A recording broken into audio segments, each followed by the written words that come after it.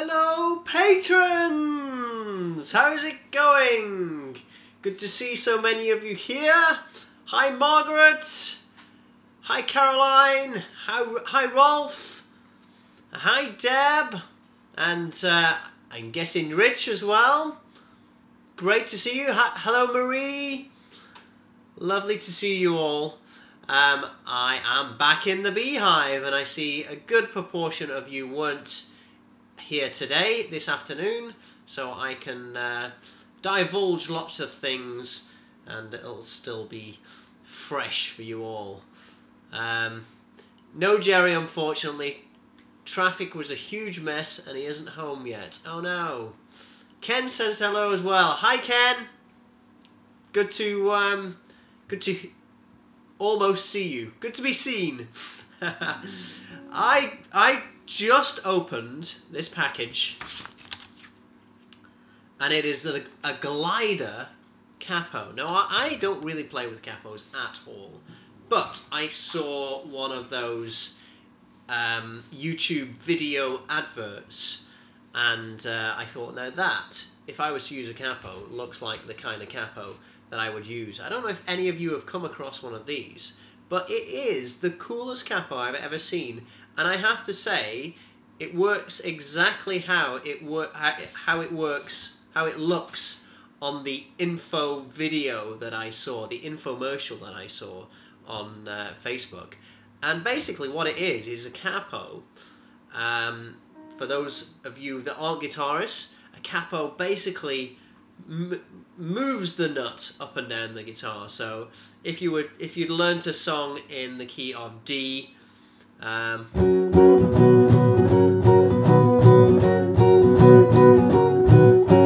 if you'd learnt that song and you wanted to move it to another key, then what you would do is clip a capo on and you just pretend that this is the nut and you would play it there. This is a rolling capo and it's really, really good. So what I can do is I can play that and I can roll this down to the 2nd fret. So that there was in the key of F sharp.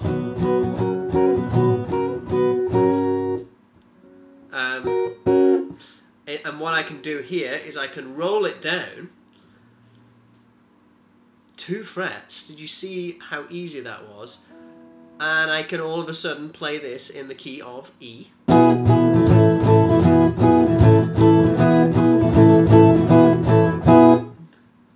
Key of F.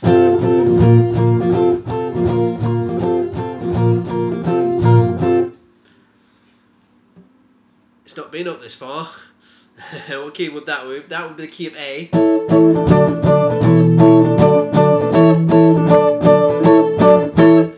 Really good, yeah, as Margaret said, no clipping and unclipping the capo, which would take forever. And it says that once you've finished with it, you can just roll it down underneath or on the nut.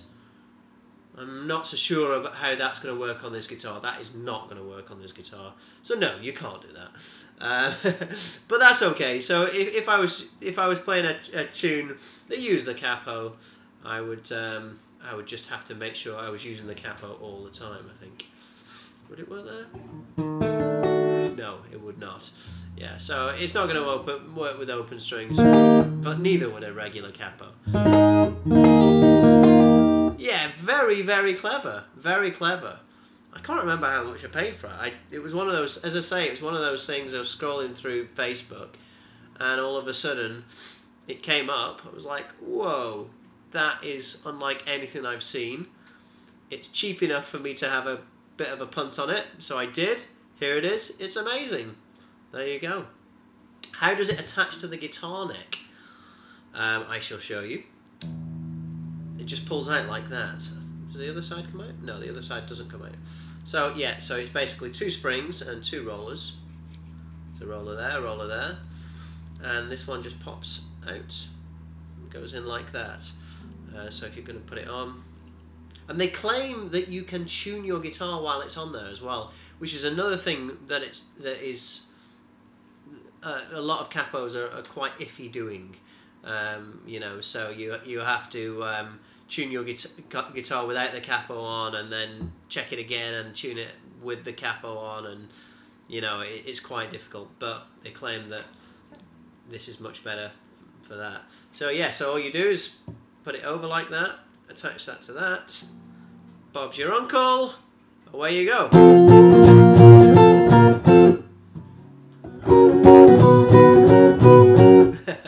So yeah, it works great.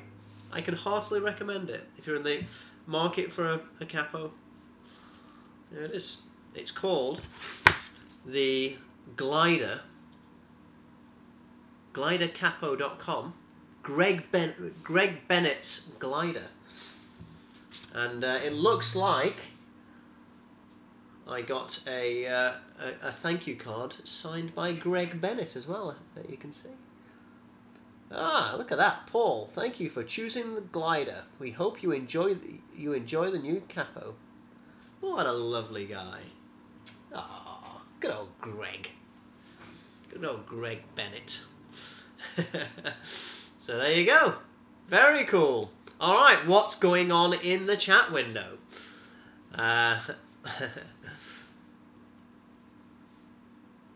Rolf says, we capo all the time. It helps with the vocals. Puts the song in a key to match the vocal range. Exactly. And if it is a real pain moving between one key and another, just having to unclip it and having to clip it back on again. As they say, they claim that when you're not using it, you can put it behind the neck. It shows it on store it over the nut, behind the neck, the nut. So there. It's not working on my guitar, but I guess it would probably work better on an acoustic. Yeah, my guitar kind of has that big stubby bit behind, which is why it won't go past that. So that's why it doesn't work on that. But on an acoustic, I would imagine you wouldn't have that. So there you go. Yes.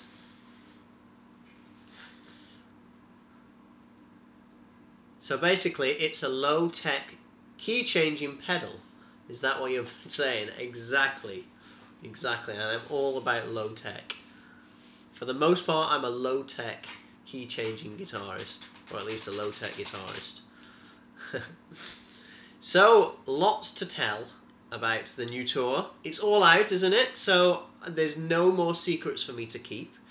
And I can just answer any questions that anybody has. So if anybody does have any questions about the tour, then I am happy to spill all the beans. No beans will be left unspilt. So ask away. I'm really looking forward to this. I think what I'm going to do is I'm going to read out the schedule for you. Now, the schedule is...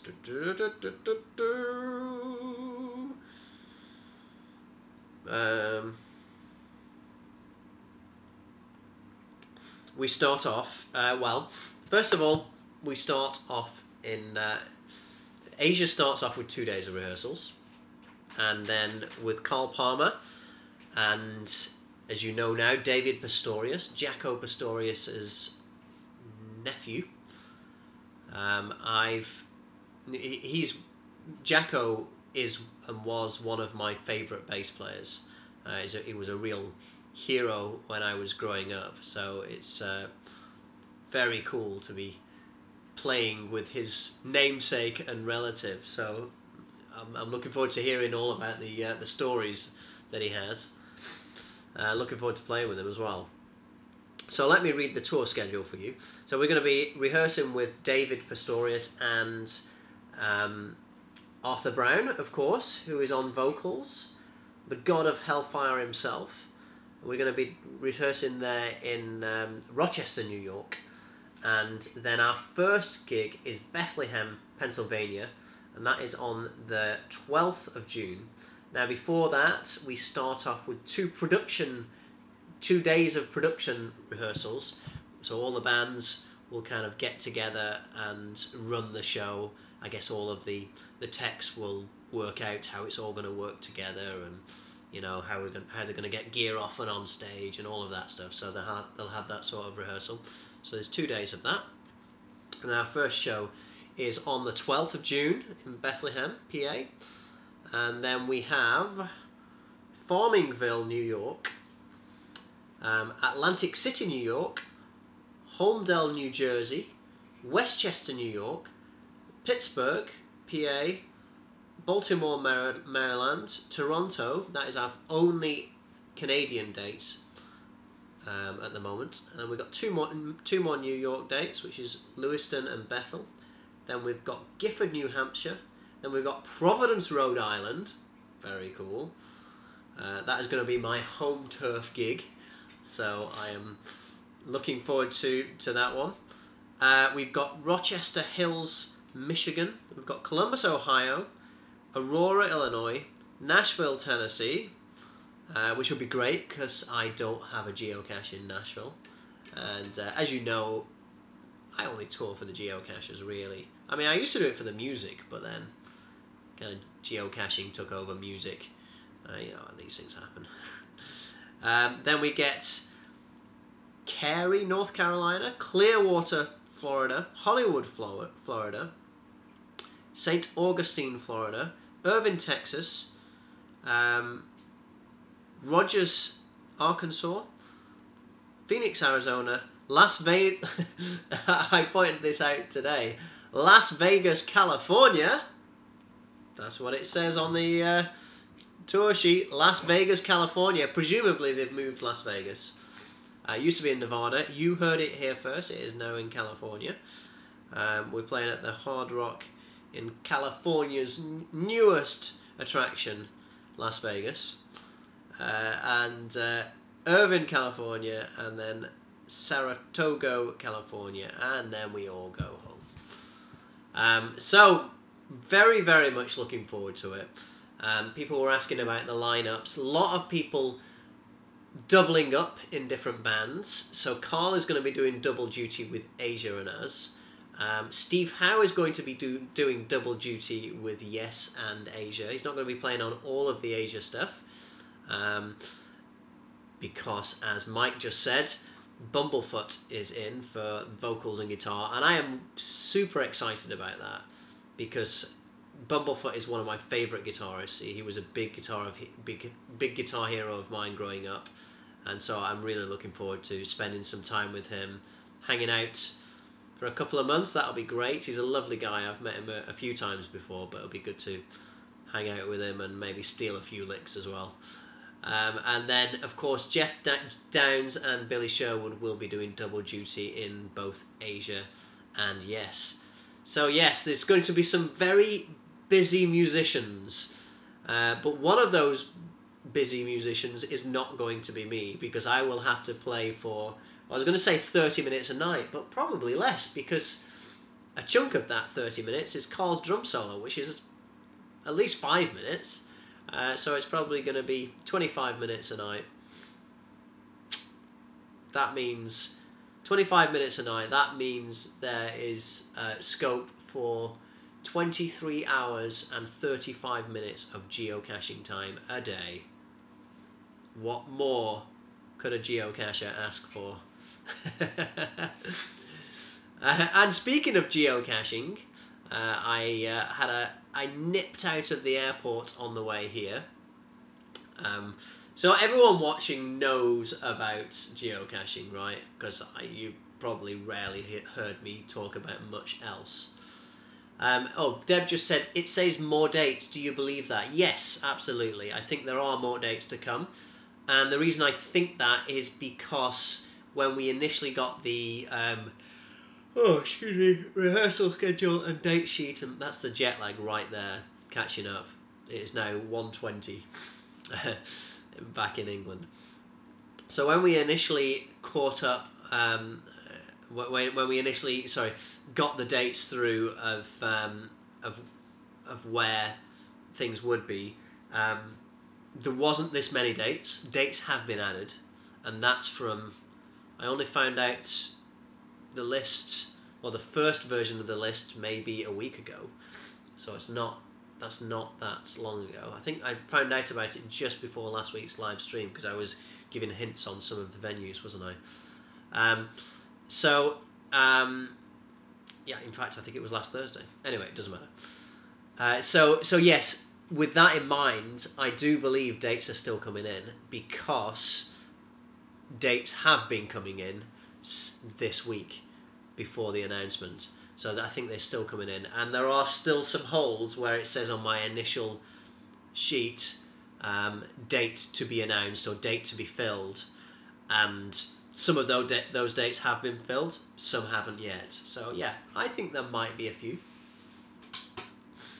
What is that drapey thing hanging over my head? That drapey thing hanging over my head is a hoodie and a t-shirt and a naked torso. So there you go. And the naked torso is there because the very last when Melière's Met Debussy t-shirt was sold from the website shop yesterday or this morning, and that's where it was. So yeah, so that's what's going on there. Merch, exactly, merch. Very nice display. Thank you very much. Yes. Deb was the first to do that display. In fact, some of those might be the ones that you put on, Deb. Deb was my first merch lady of the tour, and she made a marvellous merch display using those mannequins for the very first time. I think that's the one I got over friendly with you when you played Our House. That's the one I got over friendly with when you played Our House. Very possibly. So yes, I was talking about geocaching, wasn't I? The Naked Torso. That's a great name for a band, the Naked Torsos. I like it. So many band names, so little time. So I was talking about geocaching. So one of the little competitions that me and Simon have on in our geocaching world, he's winning the competition, it has to be said, because he's been geocaching a few years longer than me. But one of the things that you try to do is get as many countries to your geocaching, under your geocaching belt as possible, and it shows them all in your geocaching stats. We're all as geocachers like the stats, and in my geocaching stats, the other day I was going through Ireland. So I flew from Manchester to Dublin, had an hour and a half layover in Dublin before my next flight, and then Dublin to Boston. And so what I decided to do was, when I got to Dublin, I checked the nearest geocache. There was one about half a mile outside of the airport. So I checked out, went out of the airport, ran for about half a mile with a guitar on my back, got to this. It was in a bush on the map. It looked like it was in a bush outside a car park. Got through the car park and was thwarted by this big metal security fence. And then I found a hole in the security fence, got through it, signed the log, went back through immigration there, because that's where you do the US immigration, it is in Dublin, and literally arrived at my gate as they were announcing for people with infants to board the plane. Nick of time, but it was worth it because my geocaching stats now include Ireland as one of my 22 countries. There you go! Mission accomplished! And I got my little bit of exercise as well. Mike just said, did I just spy a Frankenstein guitar behind you? You did, Mike. Let me go and grab it. It's not as fancy as the original, of course not as the original. It's not as fancy as like the limited edition ones, but it is indeed a Frankenstein guitar, and it is copied in every single minute detail to Eddie Van Halen's, including the placement of the cigarette burns, including the toggle switch stuck in the middle, because Eddie didn't know how to wire pickups, two pickups to the toggle switch, so he just put the back pickup in, and that was the only one that worked. Including the gaffer tape here for holding his picks, and all of this stuff. There's the reflectors on the back, there's the bits of blue paint there. There is the quarter, which is of the correct year, 1971, with the correct drilled holes in it. Now, this guitar, that's really impressive. That's even more impressive when I tell you that I got this guitar from a guy who was selling it. He'd made it himself. He customised another guitar, and he was selling it on eBay for really cheap. I can't remember what it was. I think it was about £200 or something like that. And it's not a great guitar to play, but to look at it, it is just incredible. And you know, in a function band, if you're doing a Van Halen cover, you've got to pull out this guitar. This is the guitar for that. So it's very cool, a very, very cool guitar. So yes, this is my Frankenstein Strat, modelled after Eddie Van Halen's. And if Fender actually brought out a limited run of these, and I can't remember exactly what they were, but they were, I think they were somewhere in the region of $20,000, something like that. So yeah, this was considerably cheaper. And it looks, I bet you can't even tell them apart looking at them. You certainly would be able to tell them apart if you plugged it in, listened to it, and even played it. But you know, as something that looks this cool, I just could not let it go. And apparently the guy kept trying to list it, and eBay would only allow it to stay on eBay for like 12 hours before they took the listing off, because it was at the time when Fender was had brought out the version of the guitar, the tens of thousands, 20,000. Oh yeah, okay. I thought somebody was saying it was 20,000. But yeah, so you'd be paying like 20,000 from Fender. So this guy just made it, put it on eBay for 200 quid, £200, and eBay kept taking it off because they said that it was a fake. It was a what do you call it? You know, I can't think of the name, but when you sell a fake, a forgery or whatever it's called, I don't know. But he put all over the listing that this is not a Fender. You know, I made it myself. I am not trying to fool anybody. But they still took it off. Yeah, maybe it was the fact that it was unlicensed, exactly. But it is cool. What a cool guitar, eh? I hardly ever use it. Yeah, bootleg, exactly. But I am going to be probably this week. I am going to be putting hooks on the walls to put my guitars up.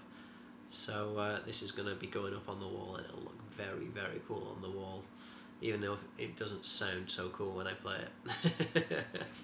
And I think this is actually an Eddie Van Halen pickup, and he's kind of scratched it all up, as you know. He's got detailed photos of where Eddie has scratched it all up and stuff. So yeah, attention to detail is just astounding. Even these stripes, he's even got the correct stripes, the correct sequence of stripes. These ones up here, it's all right. Very, very cool.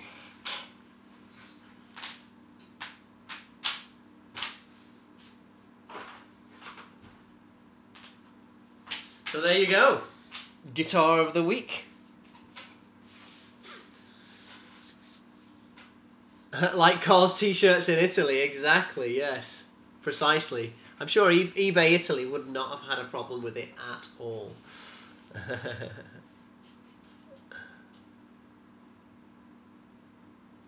I was wondering how far Carl was going to take that. The thing about if he'd seen it in America, he would have confiscated the whole thing. He would have got somebody and said, "I'm having it, and we're going to sell it ourselves."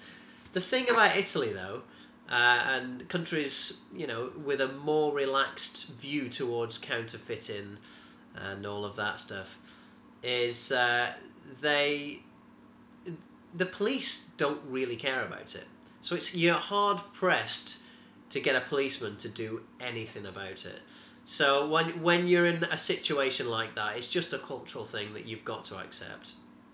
And it's not like we were losing out on money because Carl wasn't selling t-shirts anyway, so it was just this guy making a quick euro off the back of it. So yeah, nobody was hurt really, so it was fine.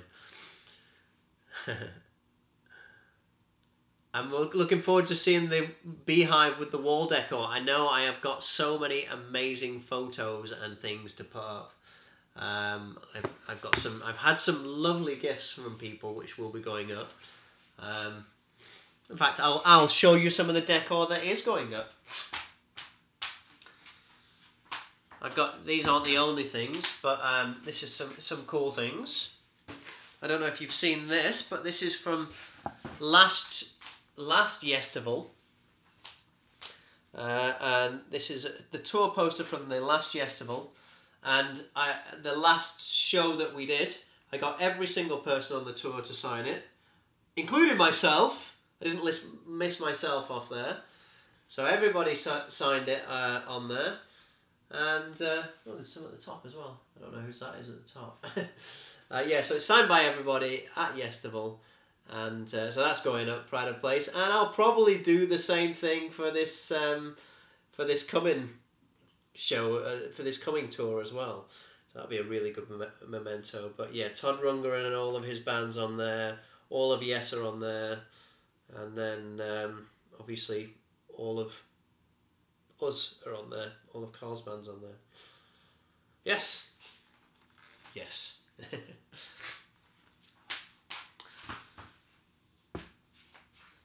So there you go. So that'll be going up. And yeah, a few other things.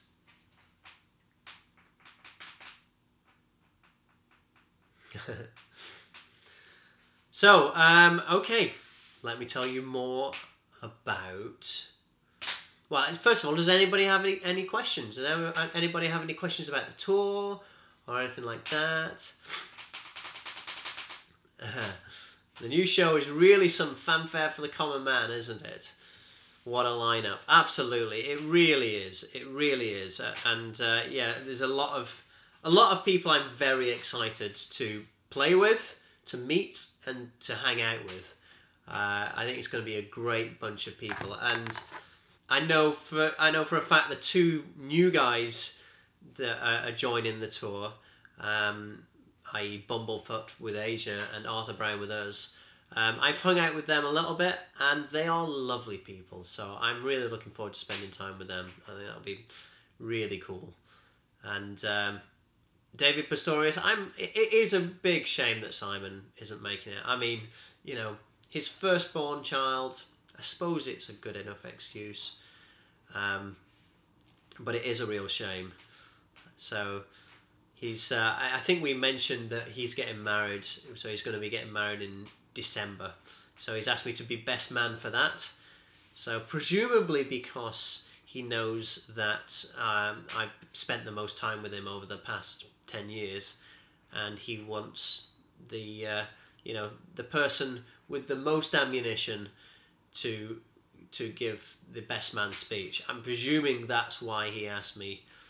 So he probably just wants me to completely embarrass him in front of all his family and friends. Which, if that's what he wants, fair enough. Far be it from me to do otherwise. So there you go. Yes, we will miss Simon.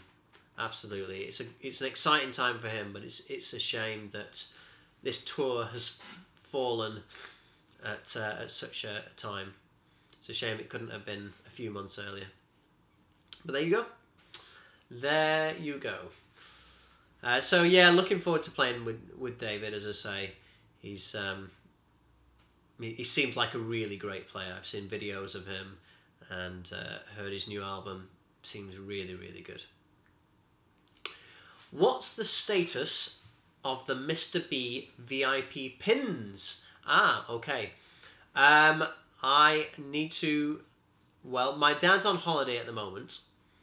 So when he gets back, I will put him to work. And we'll get them sorted. So yeah, so that's the status. But yeah, we'll get those sorted. That'll be good. I thought you were going to say, what about the Patreon? Ah, somebody has said, yeah, what about the Patreon sound checks?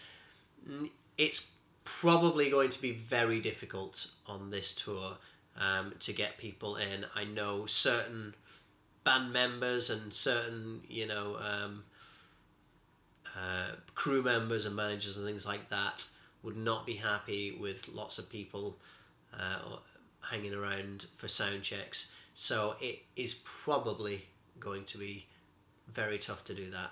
What I will do though, if anybody is coming, I will make an effort to come out and personally say hi, certainly after our set, and maybe hang out with you, maybe watch some of the other bands with you and have a beer or whatever we're doing. So yeah, it'd be great to see you. It'd be great to meet you there. If you are coming to any of the shows, then I would love to do that. I'll definitely make an effort of that to do that. There might be a possibility in some places, but I am guessing not, because before we were told any of the dates, we were told that guest list is going to be very tough, and it can only be for family and close friends, you know, the backstage stuff and all of that stuff. So we'll see. I'm not going to promise either way, but I would think that it will be very, very difficult. Patreon geocaching sounds great. I think that could definitely happen. I should be employed. The amount of evangelism I do for the geocaching cause, I should be employed by geocaching.com, I think. Because I'm promoting them. I know people have signed up to geocaching.com. There's two types of geocaches, right? I apologise. I feel like all of my live streams are just me wittering on about geocaches. But anyway, since you brought it up, this is not... I can't be blamed for this. Blame Deb for me to going off on this now. So there's two types of geocaches. There's just a basic geocache, and there's a premium geocache. And as you may have guessed, the premium geocaches are much better. There's things like solving puzzles in order to get the coordinates that will lead you to a certain place. There's things like going to a statue to read some information off it, and that'll tell you to go to another stage where you'll find the geocache and stuff like that. And anything that's not just really just a regular geocache, just a regular, oh, I found it under a lamppost type thing, is a premium geocache. I know for a fact that there must be, I'm thinking now, there must be 4 people I know for a fact have signed up to premium geocaching status because of me. So I feel like I should be in with some sort of endorsement here. I don't know if you're listening, geocaching, but I definitely should have a geocaching endorsement. There we go. All right, so that is the last I will mention about GC.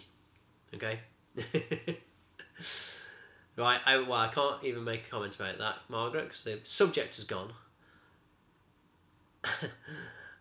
Oh my God, there's a man on the other end of the couch. Is that man Mr. Jerry? In which case, hi Jerry.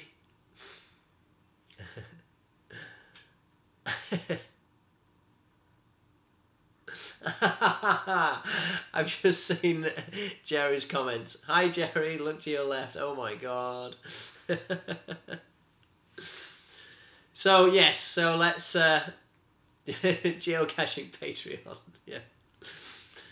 So let's change the subject completely.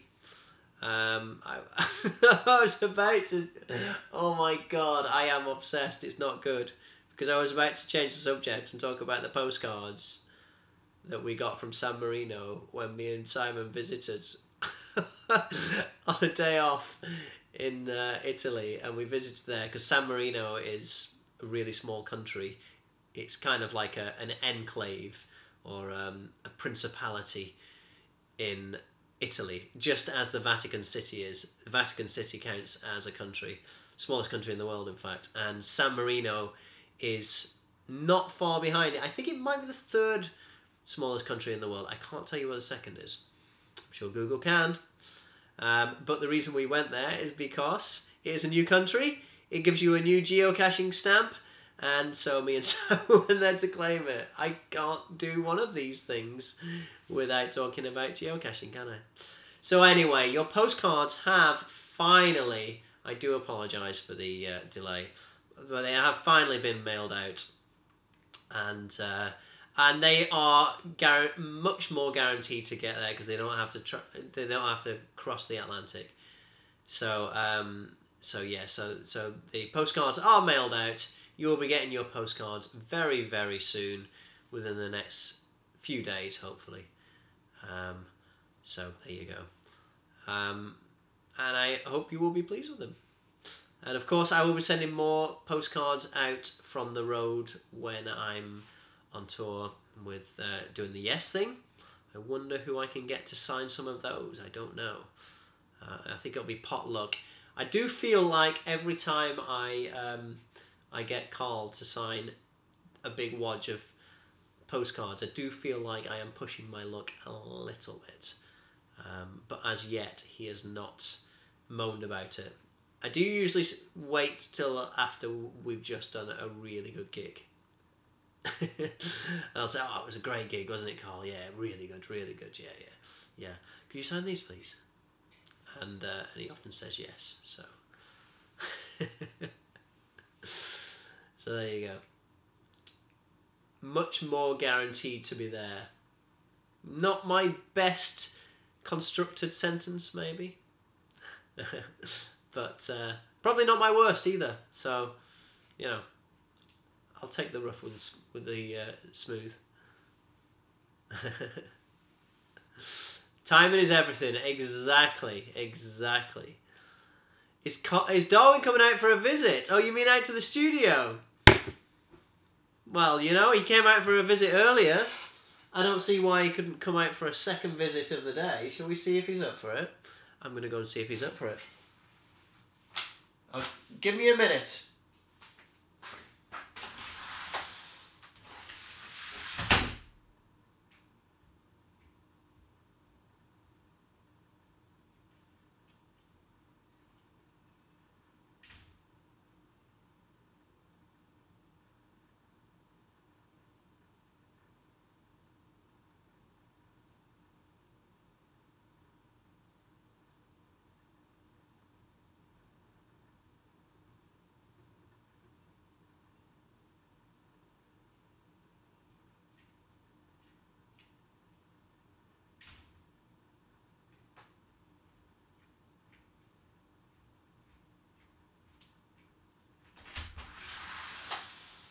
Here he comes, walking in the studio. Hey, hey, he's the Winnie. He'll do anything for treats. Hey, here he is. Hello. Hello, little man. Let's get this camera down a little bit. Oh, let's get this camera down a little bit. Here we go. Let's get you up there, little man. Yeah. Yes, little man. That's right. Oh, he's purring. He's purring. You're a little love bug, aren't you? So when I got back, he was a little standoffish. He was a little unsure, weren't you, little man? Well, his initial reaction was he was thrilled to see me, and then later on that night he was playing a bit hard to get, weren't you? So I'd be sat on the sofa, and he'd come up to me on the sofa, and then walk away from me. What have you spotted? Walk away from me, just so he was just out of reach, and then look back at me and kind of put his bum in the air, just as if to say, I want your affection, but you're going to have to work for it, because you've left me alone for 2 months, so you've got to come to me. And like the sucker I am, I did, didn't I, Darwin? Right? You got me well trained, right? So yeah, so he was playing hard to get that night. But he's alright now. Right? He's alright now.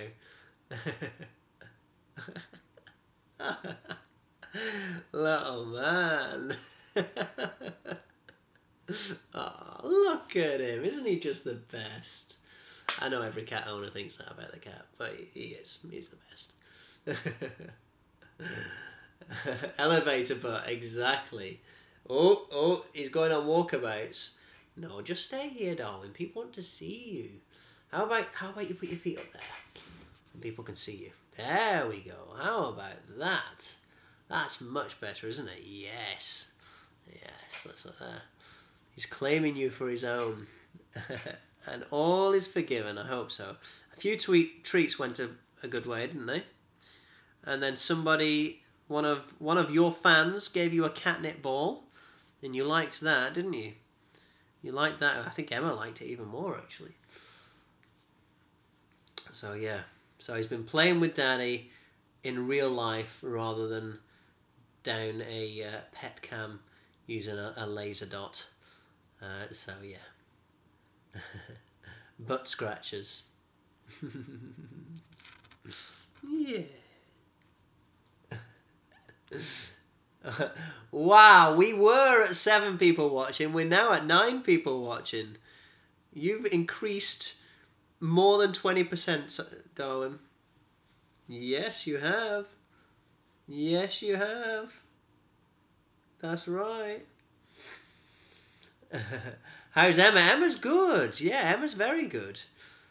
Emma's very good. I mean, she's not like Darwin. She's just happy to see you, and she's very happy to see you. She doesn't play games. Darwin is more of a complex character, aren't you? Right?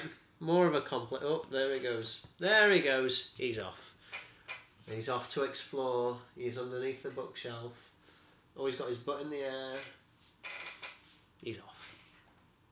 What you do? Oh, he's probably looking for dead bugs. Every so often I get beetles in here, and he loves to find them and eat them. Probably not that good for you, Darwin. Doesn't care. How does she handle Dad being away? Emma, I think Emma's happy enough. She's just a little happy soul, really. Yeah, she's just content pretty much with everything, unless you pick her up. She hates being picked up. She hates going in the car to the vets or anything like that. I mean, who doesn't? But Darwin doesn't put up too much of a fight, and she's quite skittish. But in terms of just if she's left alone, or if whoever's there just sitting on the sofa, she's quite happy to come and sit beside them. Neither of them are lap cats. So yeah, no, she's not a complex character at all. Beatles in the Beehive. I like it. Too many album titles, too little time. I better get working on the next one.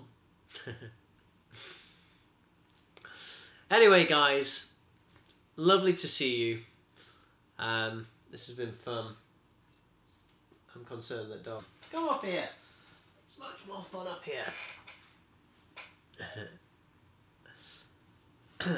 Juicy details about the next album. Alright. Well, the details about the next album, I should have had, well, the plan was for me to have my guitar back, my new Hofner guitar that had the extra fret put in. I was going to have that back yesterday, But there we go. But I went over there, and what he's done on the, because I got the extra frets put in. What he's done on the 24th and 25th fret, he's put some thinner fret wire in, so the gap between the actual, the. Can I show people the gap between the frets, please, without you rubbing my hand? No, okay. So the gap between the frets is wider because the actual wire is thinner.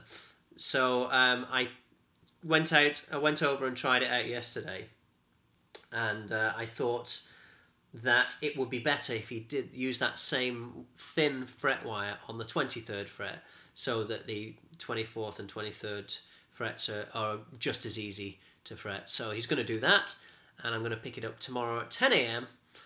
And I will make a post about it as soon as I have it. I tried it out with the new piece that goes up to 25th fret. It works like a charm. It's going to be great. It's going to be really good. I'm really excited about it.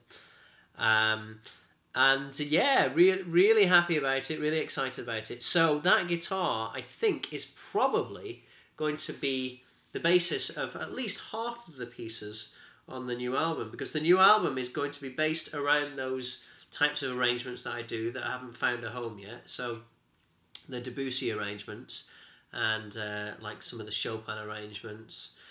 And then what I'm going to do is, in between every one of those, I'm going to write an original piece of music as kind of an interlude to join two pieces together. So whether it be two Debussy pieces, a Debussy piece into a Chopin piece or something like that. So I'm going to do half original, half arrangements, because of all of the stuff that I play, I think those arrangements go down the best rather than me playing with other instruments or a backing or something like that. So that's usually what people talk about. So that's the plan for the album. And the plan is also for me to, I mentioned about the 250, when we get to 250 patrons, I'm going to be writing a piece of music for everyone. So I'm going to start doing that pretty soon, probably either this month or next month. I'm going to start doing that, because obviously with that many songs, it's going to take me a long time to do. So I'm going to try to write a lot while I'm on the road, and when I'm in the studio these next couple of months. And so I will be writing a piece of music for each of you, and anybody who becomes a patron. Oh, he's looking at the steps. I don't need to go up there. It's a bit too steep. The gradient is very, very steep on the library ladders at the moment, because they can lie down, or they can go straight up. And at the moment they're straight up, aren't they, little man? And if you go up there, you have a tendency to fall. You have done that before, haven't you? Yes, it's not Daddy just being soft, is it? No. We used to have a spiral staircase, and he fell asleep on one of the steps and fell through and smacked his head on his jaw actually on one of the lower steps, and kind of bit into his gum. It was quite nasty. So I'm a little bit paranoid about him, because he is not the most nimble of creatures, are you, Darwin? Not the most nimble cat. Sorry, he's very offended by that. He's off. He agrees, because he's not going anywhere near the ladder, but he's not very nimble. So yes, so I'll be doing those original pieces. I'll be starting those very soon. I'll be making a post about those as well. Do you anticipate an ELP Legacy tour of your own in the late fall this year? Yes, absolutely. And it's going to be around, we're doing the prog rock camp in Philadelphia. It's going to be around that time. So we're going to be doing a tour kind of to tie in with that. And Jerry, he will evolve.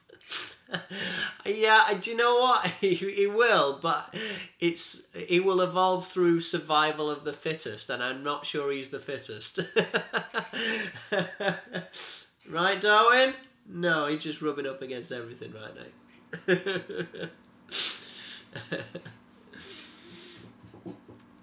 So yes, and also I will be doing a tour of my own, probably starting, well, right now, starting in September. So it's, I don't know if it could start maybe a bit earlier than that, but I have somebody who's contacted me to ask me if I want to do a duo tour with them. So I'm thinking that solo tour, the regular solo tour this year, might be a duo tour. And for anyone in the UK, I don't think there's anybody here from the UK. I'm looking at doing a little solo tour in December as well, when I'm over there for Simon's wedding. So I'm going to do some solo dates over there as well. You have an itinerary yet? You mean for my solo tour? No, the solo stroke duo tour. That's, I don't know about Carl's dates yet. They're just being talked about. For the solo stroke duo, that is going to be, oh Darwin, don't you look up that ladder like that. I know that look. Seriously. Yeah, you can jump on the stool, that's fine. If you hear a crash, you know what's happened. So for the solo stroke duo tour, that is, if it is a duo, the other person has free time between September, mid September and mid October, so it will be then. So that is the plan. He's getting lost in boxes. I don't mind him doing that, it's fine. There's very little he can fall off over there. Alright guys, well thank you so much for tuning in. Darwin, you want to come and say goodbye? You want to come and say goodbye, little man? Come and say goodbye. Yes. Come on. Come on. That's right. Alright. Well, Darwin says goodbye, everybody. Who are we going to say goodbye to, Darwin? Whisper in my ear. Who are we going to say goodbye to? No, he doesn't want to do any whispering. Alright. He's saying goodbye, Terry. Bye, Terry. Bye, Mike. Oh, it's my pleasure, Mike. Thank you very much. Bye, Caroline. And Jerry, great to see you. Bye, Margaret. He's off. He's off. Bye, Deb. Bye, Rich. Great to see you, Margaret and Jerry. Who else was here? I know I've missed people. I apologise very much, but it's lovely to see you all. Thank you very much for joining me yet again. I'll be back here, same time, same place, same frequency. So I will see you next week, and I will be able to demonstrate some of my 25 fret guitar for you next week. Alright guys, see you soon. Bye.